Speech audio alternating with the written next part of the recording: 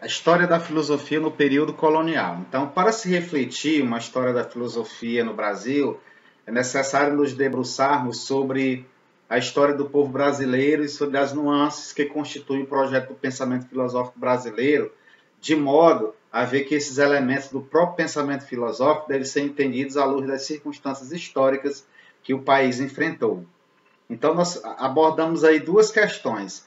Primeiro, se uma filosofia brasileira deve ser entendida como exercício do pensar filosófico relacionado às circunstâncias da realidade do Brasil, deve ser pensada como um pensamento filosófico que surge aí de uma brasilidade latente. O segundo fator é se uma filosofia brasileira pode assim ser caracterizada, ela corresponde a um determinado autor brasileiro e é construída no país, uma vez que os objetos dessa filosofia em geral são universais, né, e podem ser refletidos a seus vários aspectos dentro desse contexto.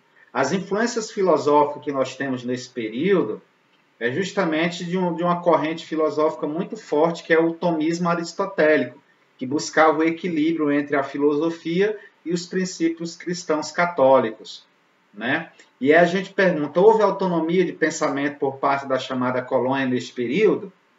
Filosofia era monopolizada pela igreja, né?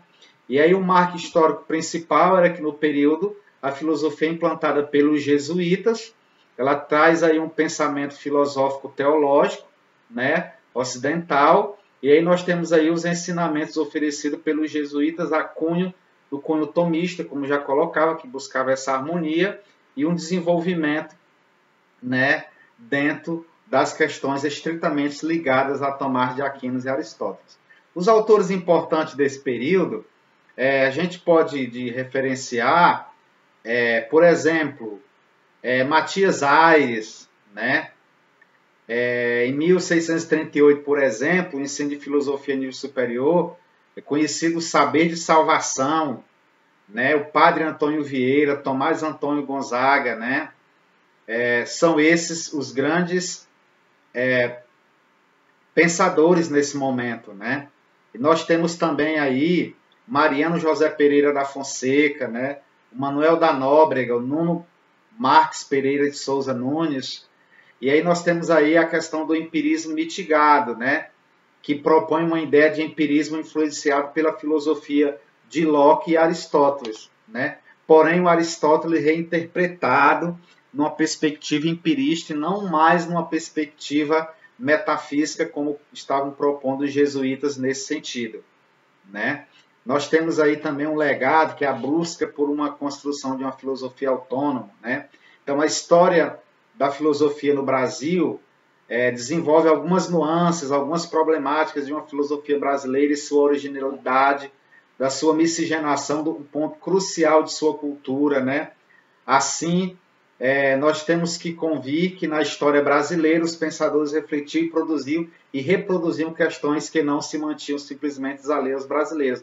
Então nós temos aí uma alienação filosófica, nós recebemos essa forte influência da cultura europeia, deixamos de olhar um pouco para esse tupiniquim, para essa mitologia, né? Para esse conjunto de características que caracterizavam aí nesse momento aí, né? Esse tupiniquim, né? Então nós deixamos muito de olhar para isso e passamos a olhar, não tem como negar essa forte influência, né, europeia nesse contexto. Então, há críticas sobre a originalidade de um projeto filosófico brasileiro quando se trata de refletir as problemáticas, né, como sendo importada da Europa, ou seja, nesse sentido há uma preocupação com a situação de uma filosofia brasileira na atualidade e a problemática do pensamento que se desenrola no processo de uma identidade brasileira nossa, né? Então aí a gente tem, né, todo esse contexto, toda essa análise dessa filosofia, né, no Brasil nesse período.